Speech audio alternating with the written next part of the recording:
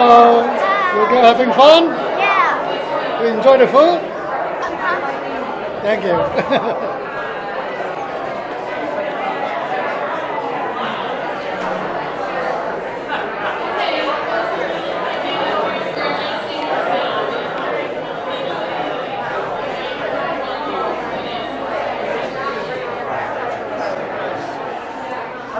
I'm not staying here another night like this. I don't know what was really cute.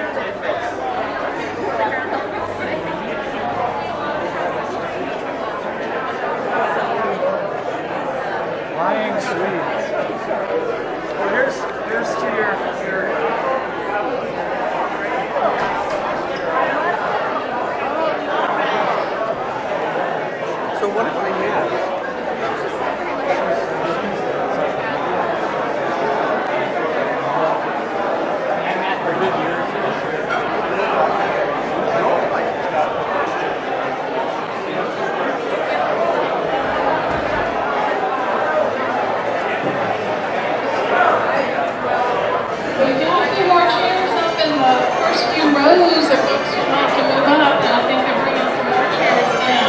So everybody would like to have a seat. Try to make sure you have one.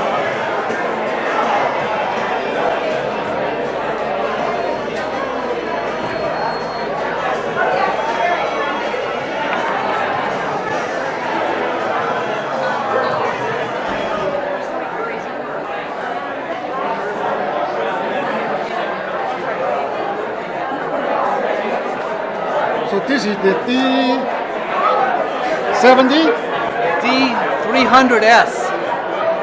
8 years old. 8 years old. You're not into high tech, huh? I am.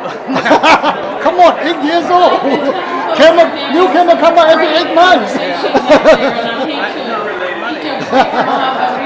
have some good news for you, which is we're going to try to keep this program pretty short tonight and have some time at the end again that you can socialize and visit and take a look at the great artwork here. So if I can get folks' attention now, we want to have a brief program. Kick off this festival. Yeah. George, if we can all have you come down this way, if you want to bring a chair, we're going to start the countdown.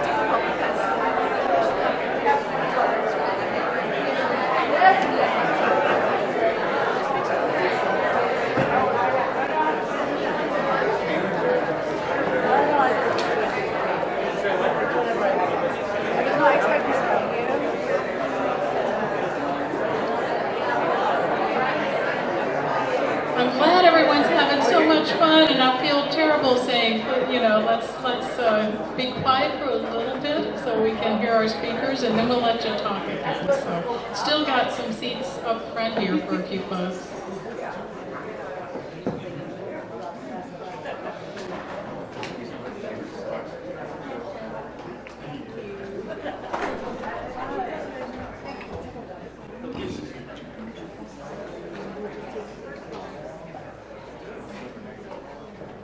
Okay, I think we're there. So I'm Lee Beck, and I want to welcome everyone to the 5th annual Visions of the Wild Festival.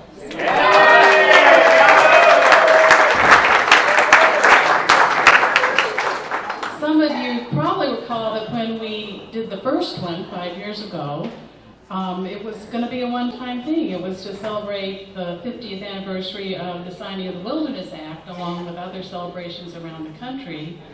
But it went so well, we thought, well, maybe we'll do it again, and we have continued. The theme that year was connecting nature, culture, and community. And we've carried that general theme through, but with a specific theme each year. This year we're celebrating some more anniversaries. This is the 50th anniversary of the signing of the Wild and Scenic Rivers Act and the National Trail Systems Act. They were signed the same day.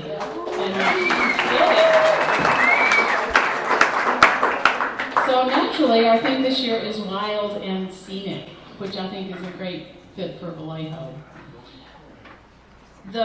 The key sponsor of this festival always is the U.S. Forest Service, and we're so glad to have them over on Mere Island today.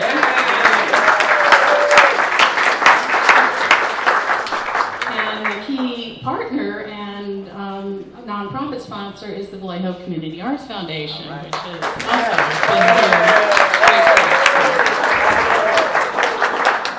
there's so many other partners and volunteers and individuals and sponsors that if I started naming them, we would be here a long time tonight. So I won't do that. I always have to mention our fearless leader, Steve Dunsky.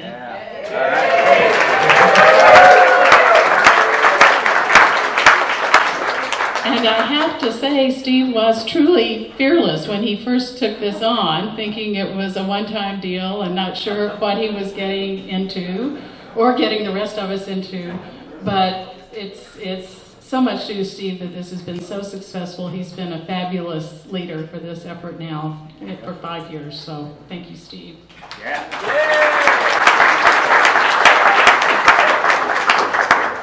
And the other quick people I want to recognize are the people who put on this reception tonight.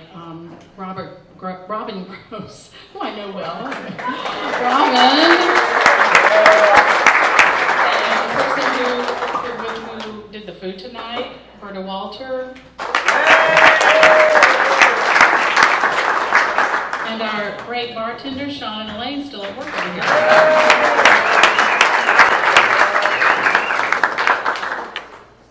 With that, I want to introduce, once again, for the 5th year, the director of the Vallejo Naval and Historical Museum, where we are tonight, and he's been our host now for 5 years. So, Jim Kern, will you come say a few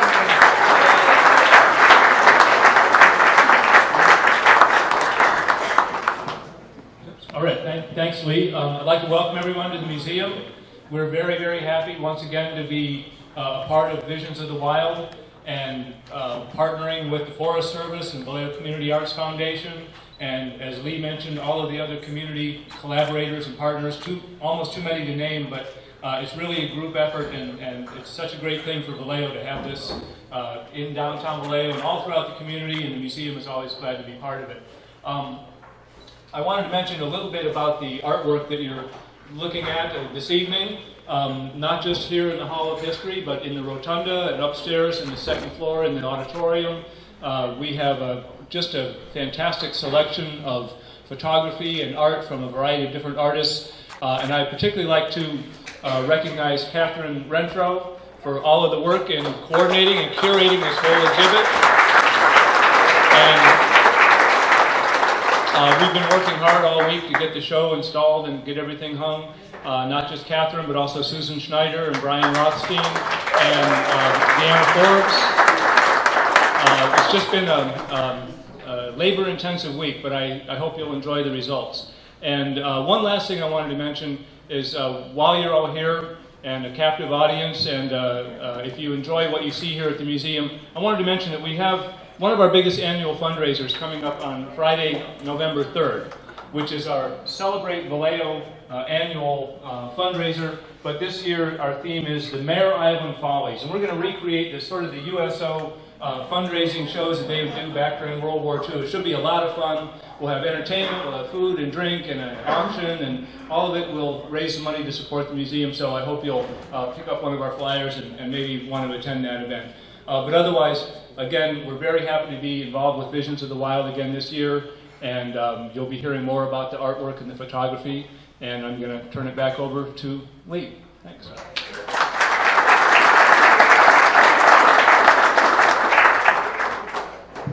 Another supporter that we've had throughout all 5 years of the festival is our Congressman Mike Thompson.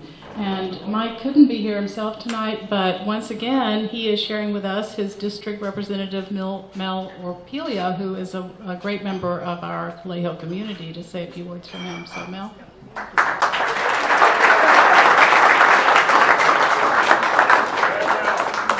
Well, as you know, Mike, he's a sportsman, he's an environmentalist, he's done lots to protect our natural resources in the state and across the great nation. As a matter of fact, he just came back from a few days of hunting, so he really appreciates and uses our natural resources for fun and recreation as well. But he asked me to read a story or a letter today, and it says, "Dear friends, I am sorry I cannot be with you today, but work has me in another part of our district. This year we celebrate an important milestone, the 50th anniversary of the National Trails Act and the Wild and Scenic Rivers Act. These two landmark pieces of legislation establish our nation's trails and rivers river systems, ensuring they were the stewardship of the federal government to be consecrated for generations to come. As we reflect on this exciting anniversary, we think about the beauty our trails and rivers have given each and every one of us. For me, I think of the incredible natural beauty of our district and the opportunities it has offered me and my family for recreation and for enjoying our outdoors. It's also the chance to recommit ourselves to being good stewards of our land. I thank you for your efforts over the years toward this cause, and I look forward to working with you in the years to come. Sincerely, Mike Thompson, Member of Congress. Thank you.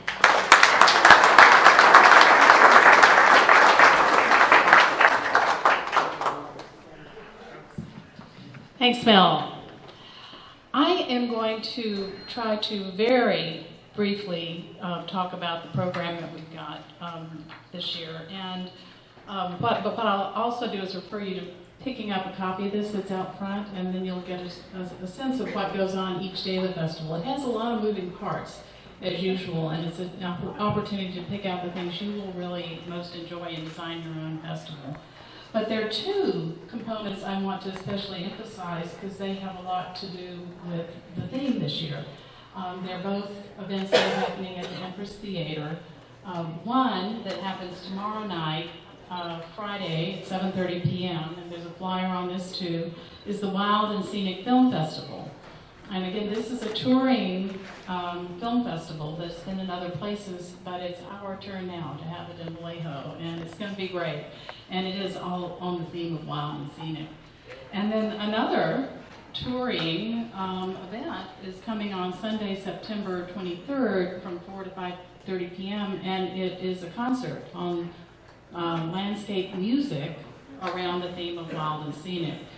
There's a special chamber ensemble that will be performing works, contemporary classical works that they've selected along that theme.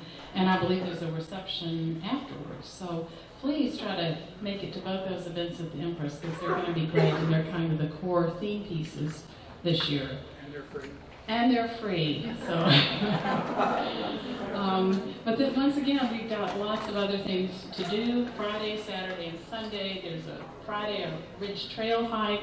The Chalk Art Festival opens again on Friday and goes through Sunday afternoon this year.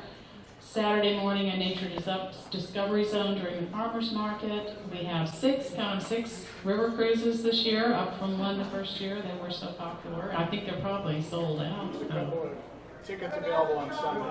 Okay, there are well, I didn't hear that. Steve says there are a few tickets available on the Sunday cruises, so if you're still interested, check it out.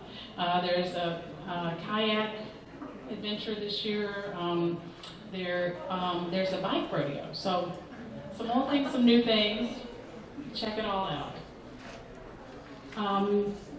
Let's see. I am gonna, I think at this point, come back and talk a little more about the art, and I do want to introduce our two curators. I'm going to start with the paintings that are outside and out in the lobby and upstairs. So Susan Schneider, would she stand up? Susan is in fact, she is the curator for the painting part of this exhibit. Yeah.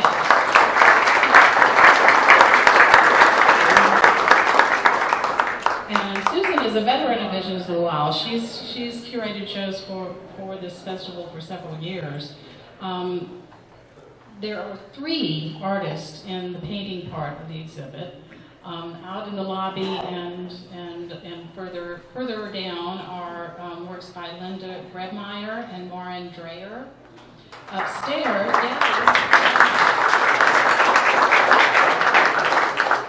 but also do not miss the part upstairs, which are works by Deanna Forbes, and all three are under the overall theme of this exhibit of Riverborn. But Susan asked me to particularly tell you about these three painters, that they all have worked from direct observation over years of their careers. They focus on being present in nature, living their subject matter, and their painting comes from that experience. So think of that as you look at their work. The other part of Riverborn, which you're seeing around you here, is photography, and that part is curated by Catherine Willer-Renfro, who is also a veteran curator for Visions of the Wild. And she is going to come up and introduce the photographer.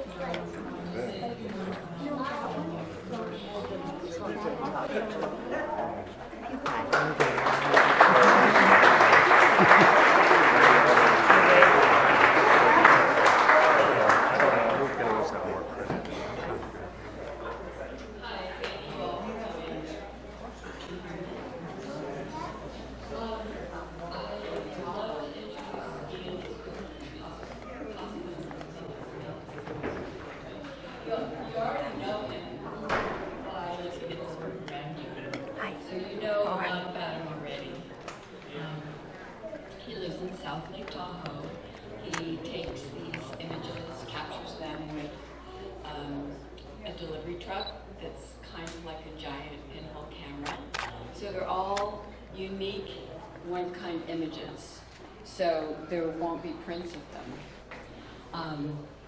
And without further ado, I'm going to introduce Ian Reuter, who's here with us tonight. He's also here with his assistant, Will Eichelberger, who's more than an assistant.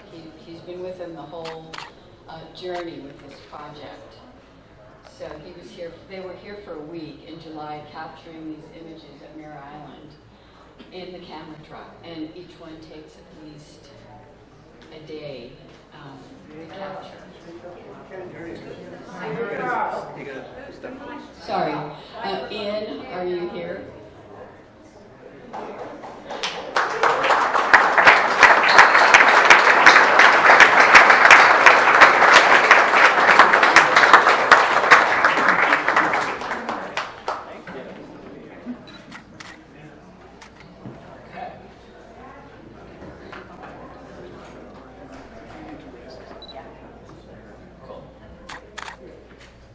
Have you ever thought about where one single drop of water, the path that it takes?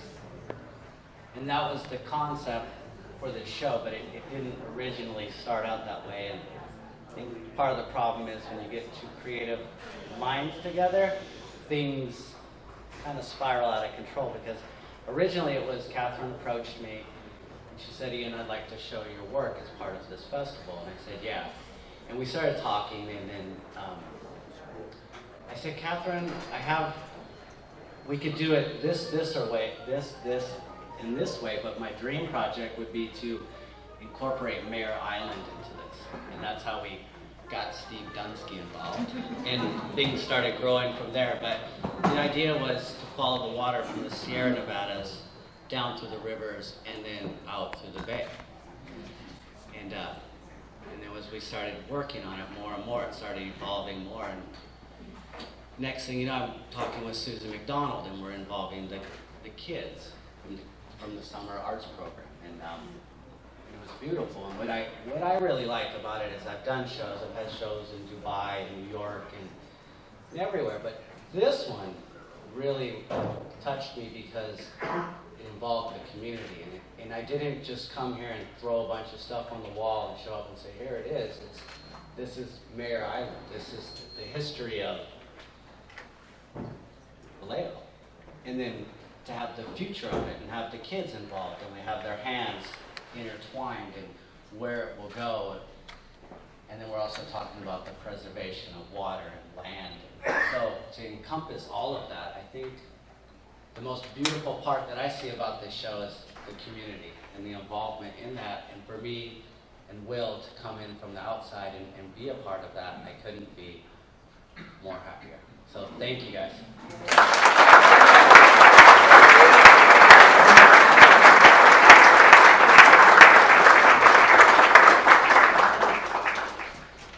Thank you, Ian and Catherine and Susan and Linda and Deanna and Warren. And I hope you will have time after this to look some more at their work.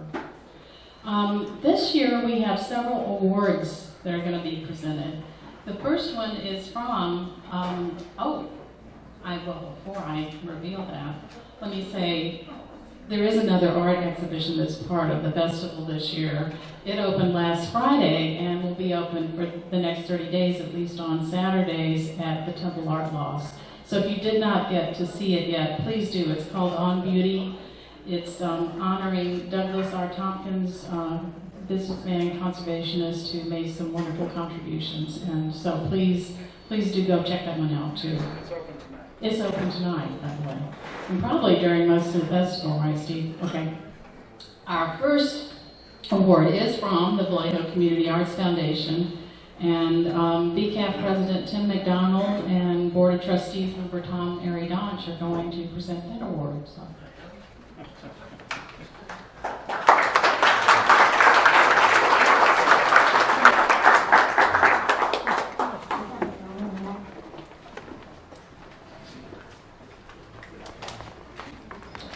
Do me a favor, hold it for me. Just aim at that. Hi, everybody. But I'm glad everybody's here. This is a wonderful event, and we're so glad to be a part of it.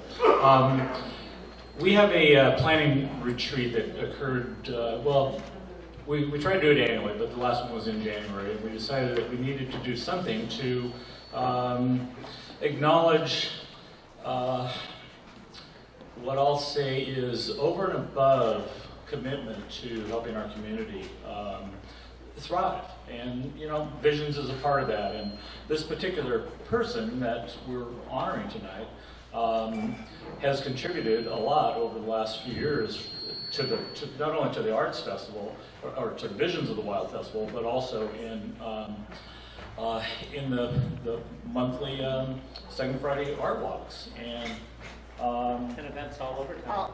yeah, all over town. And so we decided that we were going to begin this process with this particular individual and honoring him for all of his contributions. So we would like Stan Clark to come up. Yay!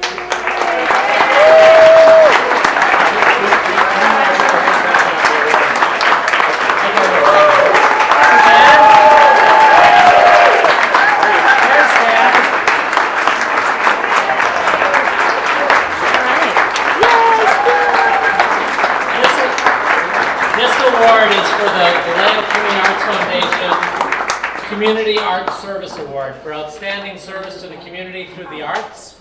We're hoping to make this an annual event for one artist each time, and we wanted to start out with a great guy who has, since 2014, is not only doing his own artwork and sharing it throughout the community and creating some life in downtown Vallejo with each event, but also that he really is involved in the organizing and so many of the parts of contributing to the overall growth of the arts community in Vallejo. And so, Stan? We would like to.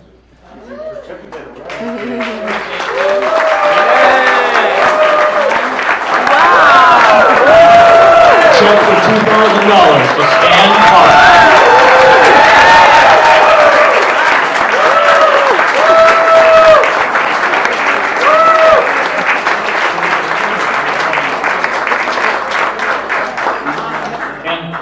I called Stan up last Friday in the early afternoon. Stan, are you around? Can we get one of your lotuses up at the exhibit? I know he was already probably planning on doing it, but he had it up before I even got back to the exhibit. Thank you.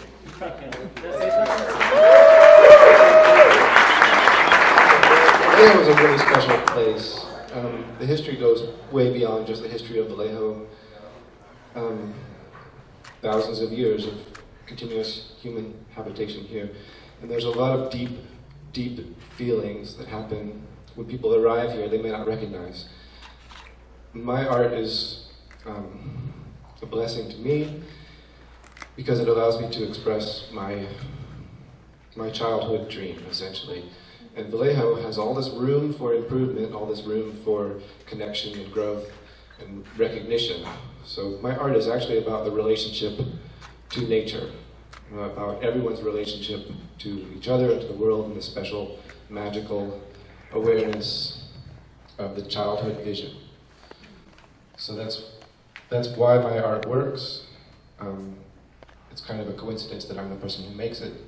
It's just something that happens.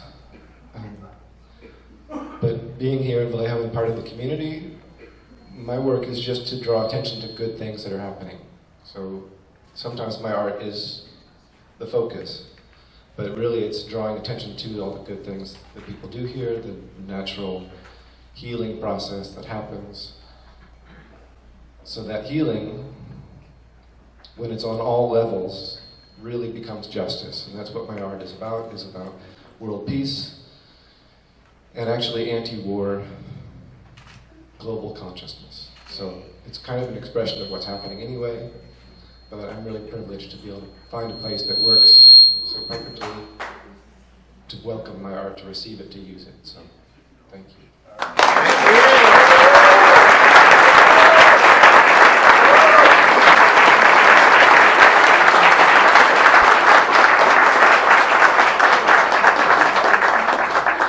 I want to add a real personal note on something that Stan did a couple years ago that was just unbelievable. Tim's mom had cancer. She was at home and it was the end time of life. And so we wanted to do something special for her.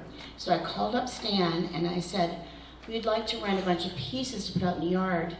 And she has a beautiful place in Lafayette overlooking the hills, and I wanted to put up some of his sculpture.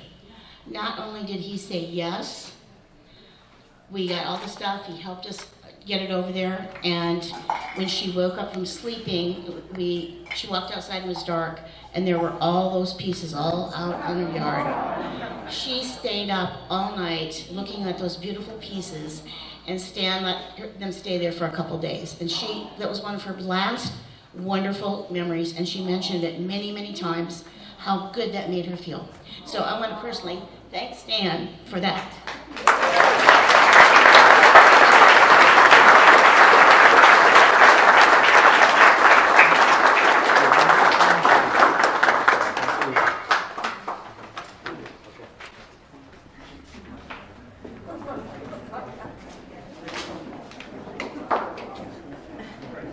Congratulations, Dan, and very well deserved. We have some more awards. Our mayor, Bob Sampayan, is going to present some along with the famous Steve Dunsky. And while they're working their way up here, let me just mention, I know we have at least one other city council member here, our Vice Mayor Katie Niesner, who was on the original steering committee for the first meeting. And I also want to mention that this year, one of our council members, Hermie Sunga, and his wife Milagros are sponsors of the festival. So thanks also to Hermie and Milagros. They're very supportive, and we appreciate the support of all of our city council. So, Bob. Oh, he's right there. While he's walking up, one more thing. He has a tie to our keynote speaker of the evening, because he was the subject of a wonderful article written by John DeGraff recently, and if you haven't read it, it's worth reading. It's about Vallejo, it's about beauty, it's about nature and our responsibilities as stewards of that beauty and nature. So, thank you. Thank you, Lee, and thanks to everyone for being here this evening. Every year that we've done this, for the past 5 years, I marvel at how much bigger it gets, and how many more folks come to this, and how many people are out on the waterfront, how many people are out walking, how many people are out looking. But tonight you're going to hear from John, and John is just absolutely magnificent when it comes to talking about beauty for all. And that's what it's all about. It isn't just what we see up in the mountains, what we see at Yosemite, what we see at the Grand Canyon, what we see in all our national parks. It's what we see around us. It's what we see on our waterfront. Or when we go out to Mare Island to look at the preserve, or when we're out in the hills in East Vallejo, or when we're just in our neighborhood looking at the beauty that surrounds us. And that's what impresses me about beauty for all, but more importantly, visions of the wild. Because it doesn't have to be out in the wild. It can be right in your own backyard. It can be what you see each time you turn around and say, hey, that was pretty cool. You know, I look at some of the pictures that our vice mayor posts on Facebook as she's out walking, and you know, gorgeous pictures of flowers, trees, scenery. But you know what? It's about Vallejo. It's all about Vallejo. So before we get too far along here, I do have a couple presentations I'd like to make, and if I could ask our vice mayor to come up and give me a hand, please.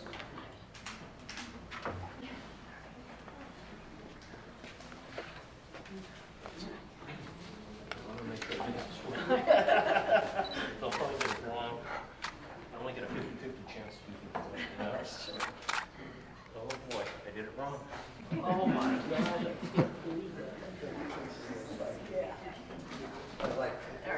There we go. You get a 50-50 chance to do something right the first time. And when it doesn't happen, you go, it's got to be karma for something. The first presentation I would like to make is a certificate of special recognition. And I would like to have Tim McDonald, Susan, and other members of VCAP come forward, please. As well as Steve Dunsky, who is a member of the U.S. Forest Service. And this says, Certificate of Special Recognition, presented to the U.S. Forest Service and the Vallejo Community Arts Foundation, recognizing and celebrating the beauty of local rivers, trails at the 5th Annual Visions of the Wild Festival, which we're celebrating now. Presented on September 20th, 2018. Signed by me, Bob Sampayan, Mayor, and recognized and offered by the Vallejo City Council. So, Katie, if you would become present. Thank you.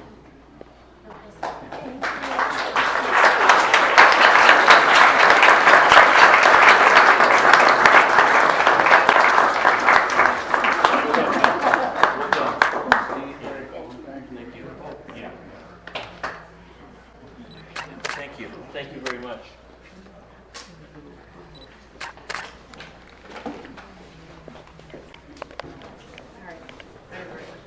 Yeah, this one, I've got the right one this time.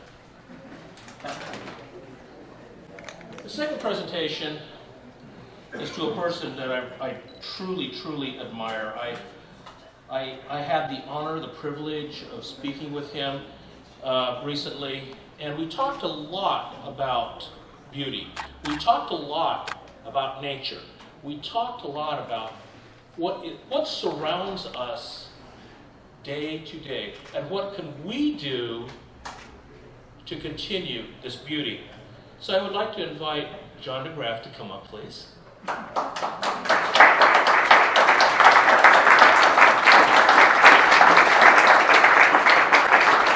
this is a certificate of recognition presented to John DeGraff. And I took this from your website because this said everything. And it says, bringing Americans together and healing our wounds by embracing natural beauty, human design, in ways that are relevant to our communities and renew our environment. So John, presented today, signed by me, Bob Sampayan, Mayor, and accepted by the Vallejo City Council. Thank you.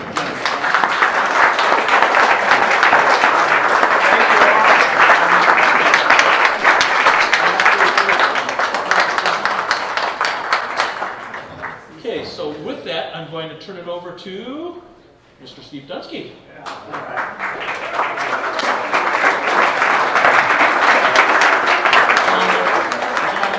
You'll get a chance to respond to that, so thank you for coming. So this is the third year that we've been doing the Wild Visionary Award, and we are just thrilled to have two incredible people who are receiving this year. And as we've done in the past, I'm going to turn it over to the mayor to open the envelope. We know what happened last year. Everybody remembers last year? He got me good last year. So, better not happen this year, Steve. This is the 2018 Wild Visionary Award. It goes to... Oh, look, he's stepping back. Here's the mic. Oh, okay. He's stepping back, so that's got to say something. Oh, my. Catherine Renfro and Susan Schneider. Would you please come forward?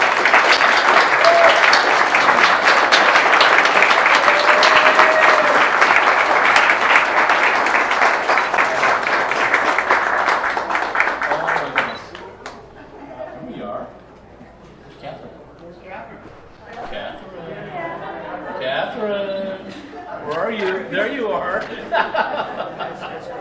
Okay, shall we? Catherine, on behalf of Visions. Thank you.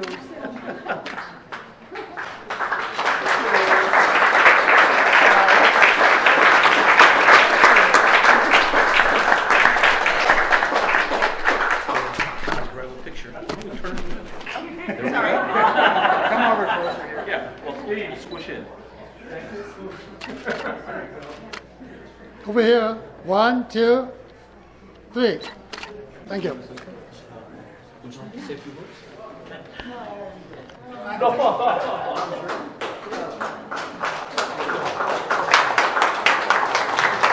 Well, thank you all for coming. When Catherine invited me to co-curate some of the painting exhibits anyway, we had started doing a beautiful Vallejo themed show for a venue that the logistics wouldn't carry it through. So I had already done some research about some of the painters that art you see. And it quickly came very clear to me that the visionaries, the artists that go out every day, sit at their table, and do their paintings every day about the places that they are moved by in nature are our guides. And they can show us how to be present in nature. And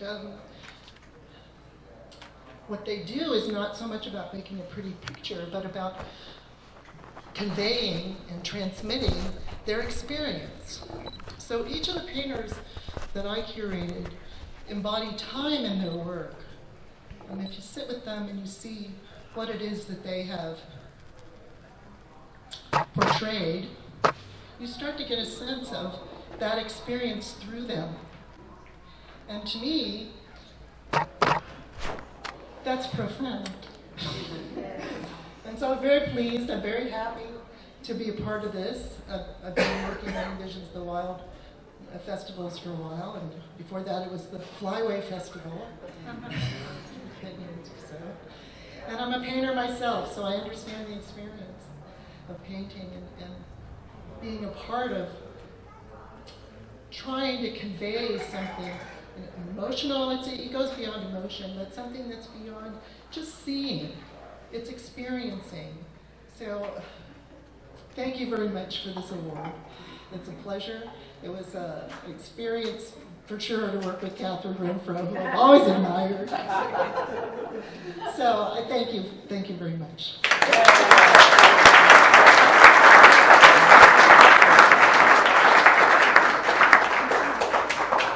Well, this has turned out to be really incredible and wonderful. So thank you very much for this award.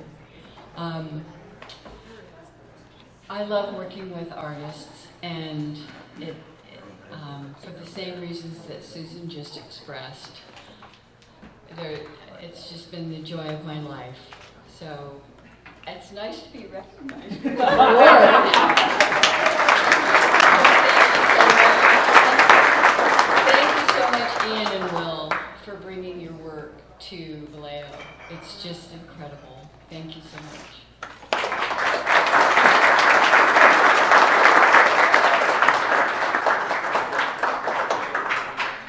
Thank you so much, and really moved by the eloquence of your commitment to art.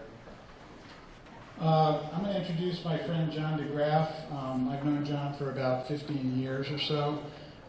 He's a Seattle-based filmmaker, author. He lectures all over the country.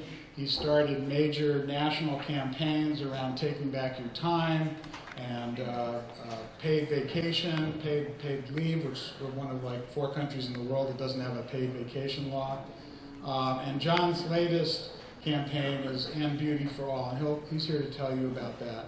But really, when we started to do Wild and Scenic, the whole scenic idea jumped out at me, and that's when we came to the On Beauty show from the Brower Center that's over at the Temple Art Lofts. And we knew that John would be the one that we needed to be our keynote speaker tonight. So John will give you his brief biography or autobiography, but I want to welcome John DeGraff to Vallejo, or back to Vallejo, and we'll hear his keynote speech, and then following that we'll have a very brief reading of a poem by one of our local poets, Liz Wilkie. So John DeGraff, please welcome John DeGraff.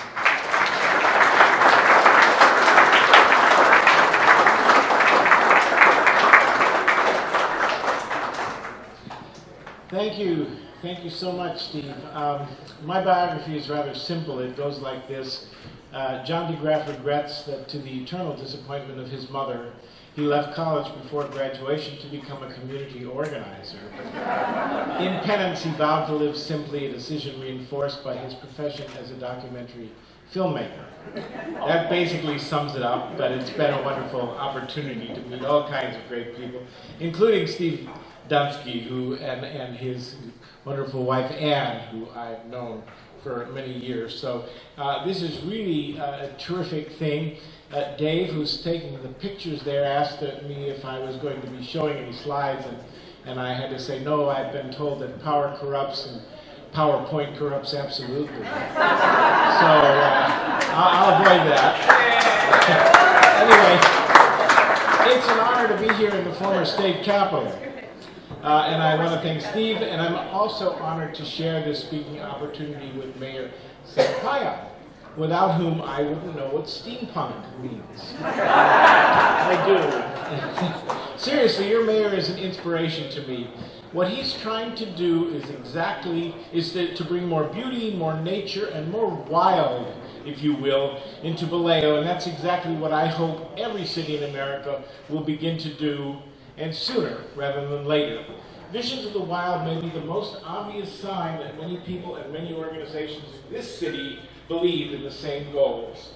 When I interviewed your mayor several months ago, I found that we had something special in common, a childhood love of nature, and especially of Yosemite National Park.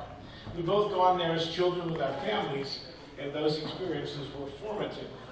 Along with his trips to Fremont Peak State Park near his home in Salinas, they awakened in Mayor Sampaio a deep appreciation for the natural world and the necessity of preserving it and restoring it to cities like Vallejo so it can work its marvelous magic on all of us and on our children. We know from so many studies that nature and open space improve our health and our happiness in dozens of ways, and the natural beauty brings us together, making us more kind and more generous. And Mayor Sampaio knows this from first-hand experience. He told me that when he was barely out of high school, he and his brother would often drive to Yosemite and camp for the weekend. Still teenagers, they loved to play their music loud in the campground. We were stupid kids. That's what Bob said to me. We were stupid kids. But one day, a man came over and asked them to turn down the volume. He didn't shout at them. He just calmly asked them why they came to Yosemite. And they told him of their love for the beauty of that place. He agreed and asked them to understand that for his family, part of the beauty was the quiet, the bird songs, and the other sounds of nature. That conversation brought them together, and Bob told me that he and his brother became good friends with that family. That's what nature can do, and that's what beauty can do when people begin to talk. But we can't all get to Yosemite, and even if we can't get to wild places like that very often. So we need to rewild our cities and make it possible for children, especially, to experience trees, flowers, animals, and open space on a regular basis. It's even more important in times like this, when we and they become somewhat addicted to digital devices and virtual reality. When I was growing up in South San Francisco, California, in the late 1950s, I only got to go to Yosemite in the summer. But in those days, we had a lot of open space right at the edge of the suburb where I lived. There were green and golden hills like the ones just east of I-80 here in Vallejo. And my dad encouraged me to go out there. You know, my dad loved Vallejo, and he passed away a couple of years ago, but he'd been a sailor on a Dutch ship during the war, and met my mother in the port of San Francisco, and he ended up working for the U.S. Coast Guard in San Francisco as a director of navigation for the bay and the lighthouses up and down the coast. And one of the things he used to love is he got to come and do a little teaching each summer on their island in Vallejo. So I heard a lot about Vallejo when I was a kid. But we were free to hike through those hills, just as free as the cattle were to graze in them. We found rocks to climb, like the ones that you have on Hunter's Hill, where my dad actually took me climbing and sort of taught me some things about rappelling and stuff when I was a kid. We had ponds full of frogs and salamanders. We could hike all the way over the hills to Pacifica and wade in the tide pools on the beach, excited by all the marine life they contained. But by the time I graduated from high school in 1974, so you know how ancient I am, those open hills were completely covered with suburban homes. They were terraced. These were the little boxes that Malvina Reynolds sang about, precisely actually the place that she was speaking of. As Bay Area population grows, all the open space that remains will be coveted by development. What we save now is all that we will ever save for all time, so that our children may discover some of the blessings of nature that I was privileged to enjoy. We're rather obsessed with the economy these days, with growth and money and all those things will buy. But John Muir, who lived just 12 miles away from here in Martinez, had an answer for that. Everyone needs beauty as well as bread, he proclaimed. The need for beauty may atrophy, but it never dies. In the late 1800s, Muir marveled that San Francisco's street urchins, living in squalor, asked him for flowers on his return from hikes at Mount Tamalpais or the Berkeley Hills. As soon as they caught sight of my wild bouquet, they quit their pitiful attempts at amusement in the miserable city streets and ran after me begging a flower. Please, mister, give me a flower, in a humble, begging tone, as if expecting to be refused. And when I stopped and distributed the treasures, the dirty faces fairly glowed with enthusiasm, while they gazed at them and fondled them reverently, as if looking into the faces of angels in heaven. Beauty as well as bread.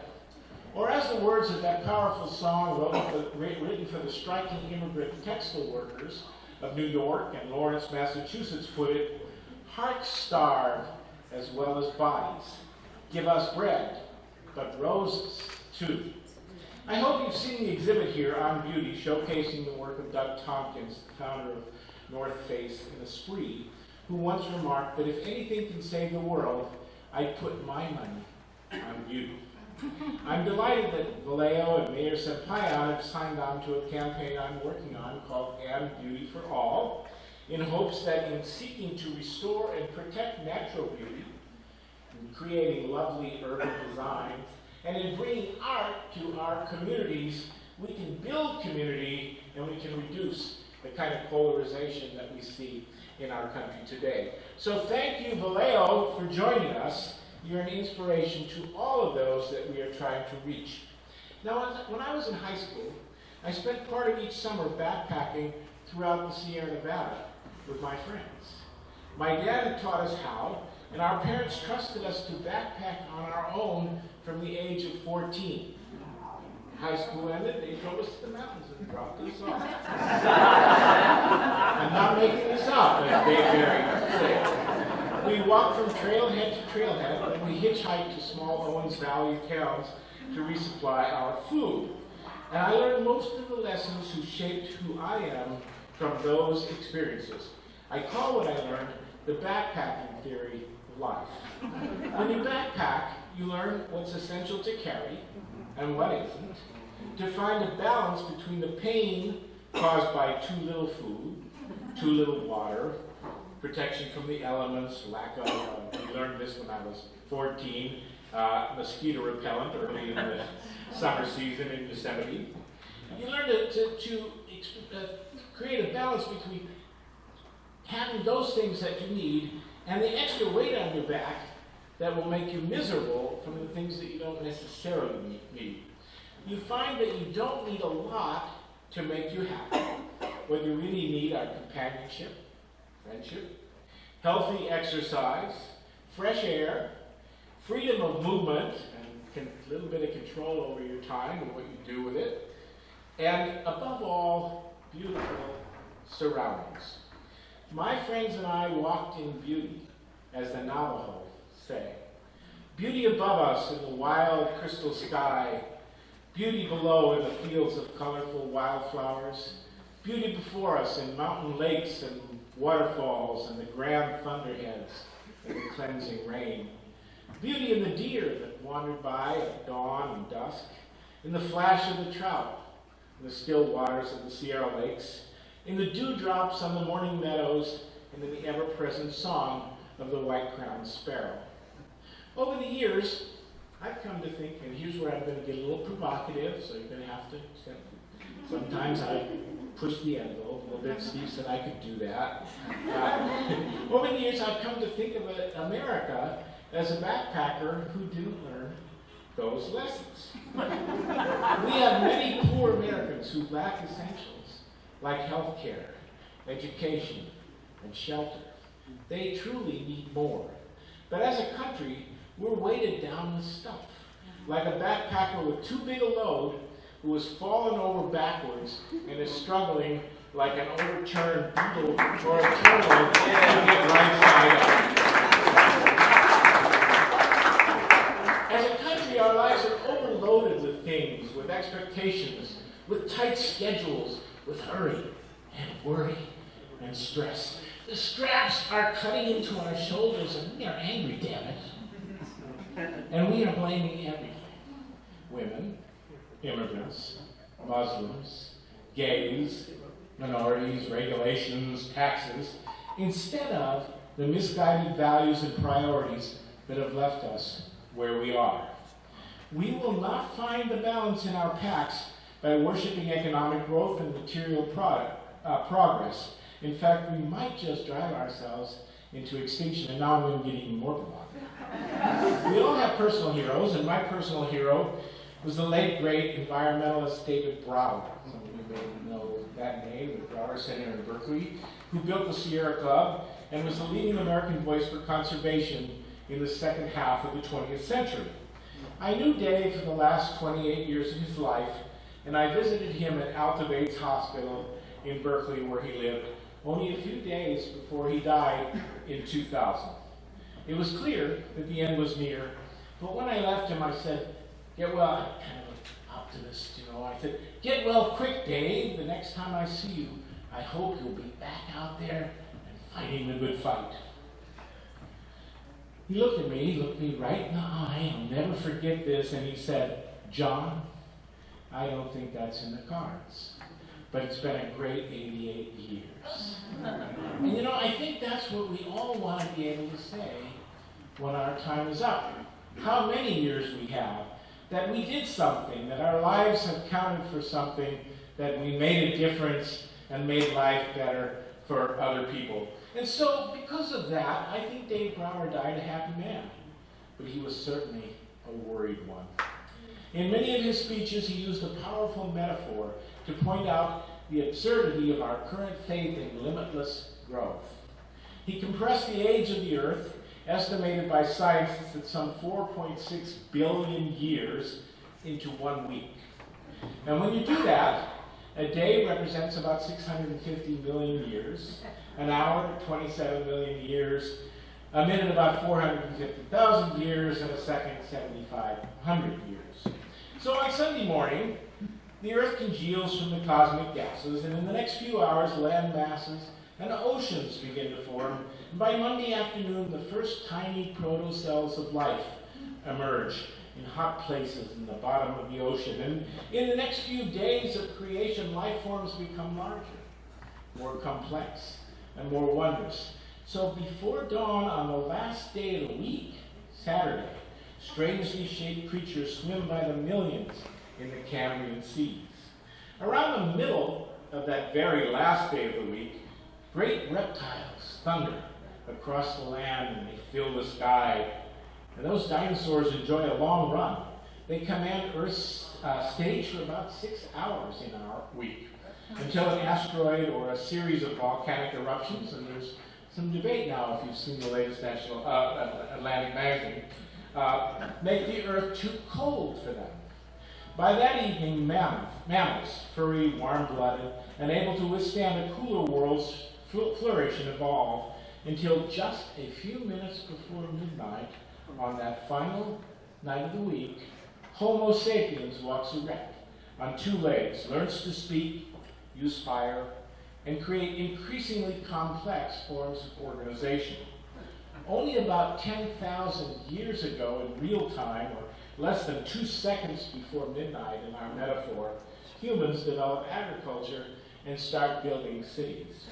At 1/3 of a second before midnight, Buddha is born. At 1/4 of a second, Christ is born. And at 1/5 of a second, Muhammad. Only a 30th of a second before midnight on the final day of the week, we launched the Industrial Revolution. And after World War II, perhaps 1/100th of a second before midnight in our week of creation, again on the final night, the age of consumerism begins. And in that 100th of a second, Brower pointed out, we have managed to consume more resources than all human beings in all of previous history did, all put together. We have diminished our soils, our fisheries, our forests, and our fossil fuels, and who knows what other resources, by about half. We have caused the extinction of countless other species, and we have dramatically changed the climate. Think of what it means for a minute. Just think of what it means that we have done all of this in the blink of the geological eye, in the final 1/100th of a second before midnight. There are people, Brower went on to say, who believe that what we've been doing for that last 1/100th of a second can go on indefinitely. They are considered normal, reasonable, intelligent people. But really, they are stark raving mad. We can't go on like this. We will need to live more lightly on the earth, more slowly, appreciating simpler things, natural things. And we will only do this if our children live with nature around them and come to appreciate the wonder of all living things. Perhaps we cannot imagine that now because we have lost so much of the beauty of the world. We have to get that back. I'm made hopeful by many of the young people I see. More than a few are turning to simpler lives. They are creating an eye for beauty with their posts on Instagram and encourage their friends to get out into the wild. My own son has become an avid hiker and backpacker, and I look forward to seeing his photos. And the son of 2 of my best friends just completed the 2,650-mile Pacific Crest Trail. Thousands of young people have come to love the natural world and are now doing things like this.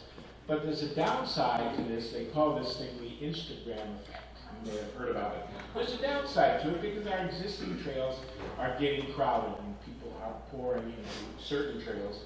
So we need more to cope with the demand. And that's where the National Scenic Trail System comes in. The Pacific Crest Trail is part of the National Scenic Trail System, passed 50 years ago, as was mentioned earlier, on October 2nd, along with 3 other beauty bills, the Wild and Scenic Rivers Act, the Redwoods and North Cascades National Park Acts, all passed that day. The trail system now includes 60,000 miles of trails, and we are adding more so that Americans may enjoy the beauty of our land at the pace of life. You don't have to go far to enjoy them. Some of the trails around San Francisco Bay pass right here through Vallejo. And Steve has told me that Vallejo is helping to complete segments of the Bay Trail, the Ridge Trail, the Water Trail, encouraging people to get outdoors on foot, on bikes and kayaks, right here where they live. That's worth celebrating, don't you think?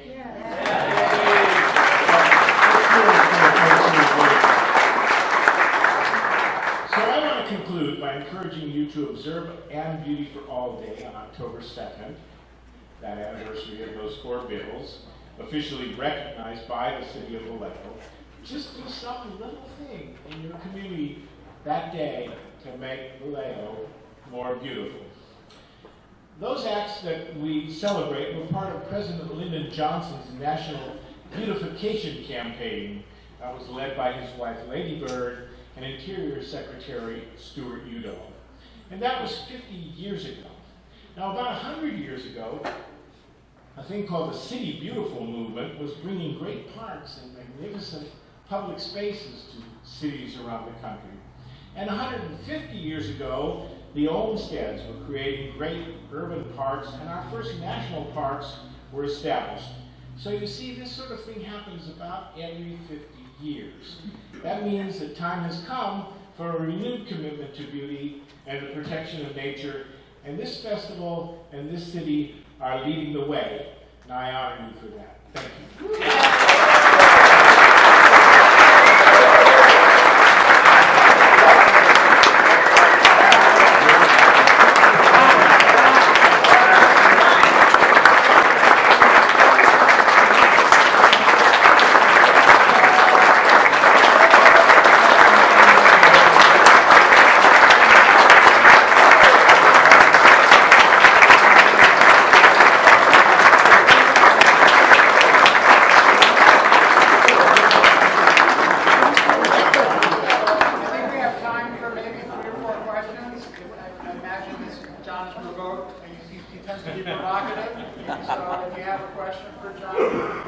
Steve is always taking a risk when he asks me to do something. Any questions? Or did John answer all your questions? Hey. All right. They've heard enough. Thank you so much.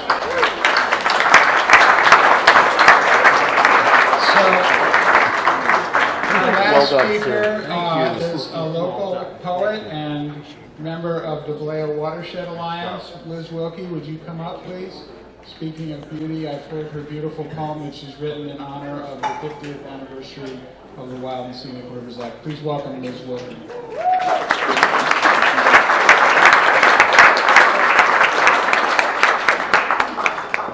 That is a very hard act to follow. But coincidentally, a happy coincidence, this poem got written for this specific night, or this festival I mean, and it hits upon the things you talked about. And I want to make one moment of a pause to my favorite picture is the one with the hands back there. And specifically because it is not the invisible hand of the market that is the synergy of society. It's human hands doing the work. And I'm so honored to be here with all of the work that is done around this festival. So, this is a tribute to the two acts of 1968. It's called Thanks Be. Another morning commute. On that bus, that freeway, that trail to a box in my calculations for a day, when suddenly from the regular gray, a window of wilderness in its infinite lure appeared with something to say. There, beneath interchanged lines, between crisscross lines, exists watered land left to its way. There, not in my freedom, but its snowy egret waits between bent reed, just there, poised above prey. But it was only a window of wilderness, and the curtain of gray closed as quick. Still, something enlivened spirit and soul. I cannot say how or quite in which way. This delta of Diablo on the north and east side is but a piece of my perpetual trail. Its wilderness is patchwork, and we all just adjust until we cannot one day. This patch I pass through connects to some mountains by the river which gather before their valleys spread, not wholly left to their way. And I would know none of its all if it weren't for the people who gathered to say, wilderness has intrinsic relevance as is, as does man's witness to larger circles than his. What urgency met with our thinking by 1968? We wrote into laws self-restraint in relation to the wild state, and gave resistance to foregone conclusions that progress had but one shape. We specified wilderness and its beauty, and 68 gave value to journey through its continuous and contiguous state. Rivers and trails revered in themselves or in historical meaning to a nation's quest for love and unbridled spirit of being. Whatever is spirit, what ground the soul, which moments define ourselves, our journeys through wild explore beyond land when the limits appear beyond end. I know from my garden I'm an animal that digs and freely partake in the space that I live, but were it to be solely of my thinking, I'd miss what I've learned from around me and with me. I'd miss what I don't know, a knowledge that's key for what world could be imagined if I knew only what's me. Perhaps I resonate with humanity before and today, the maker in awe of what cannot be made. In the heat and crackle of campfires blaze, in the stories of counted stars and connected dots, we still, in our infinite gaze, attune to the paths of our celestial orbs and wonder at nature's parade. Witness descending daybreak on distant snowy peaks, overhear the windsong, the tree duets creak, or watch orange light illuminate a mosaic of greens or a river's surface in infinite streams. Recall that reminiscent musk as oak woodlands breathe, or the soundscape's crescendo that was ever forgotten, just part of the scene. The flutters, chirps, calls, knocking, grunting, buzzing, cooing of collective nature's all. It's not that wilderness is only love or only beauty for eyes' relief. Perhaps it's that it exists in all that strikes a chord of belief. In the dissonance of doubt, through comfort's harmony, nature's evolving design entwines spirit and soul in each moment's time. Then the bus stops. This time I get off. I pass by the sinless branch of that oak tree, left by itself, but there, just there, is a bee. And I head to my place on a train in refrain, thanks to the being of wilderness and the journeys with me.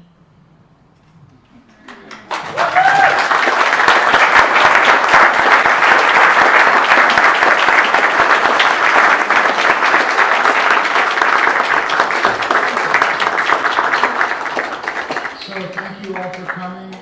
Thank you, Liz, beautiful poem to send us off with. I hope you'll stick around. The museum will be open for another 45 minutes or so. So if you haven't seen the whole show, I encourage you to go upstairs. Also, the On Beauty show will be open until about 9 o'clock around the corner. So thank you all for coming.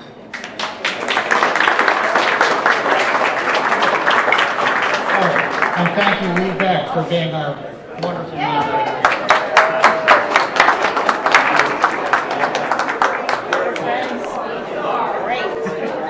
Dude, you did it. So proud of you guys. So proud of you guys. Well done.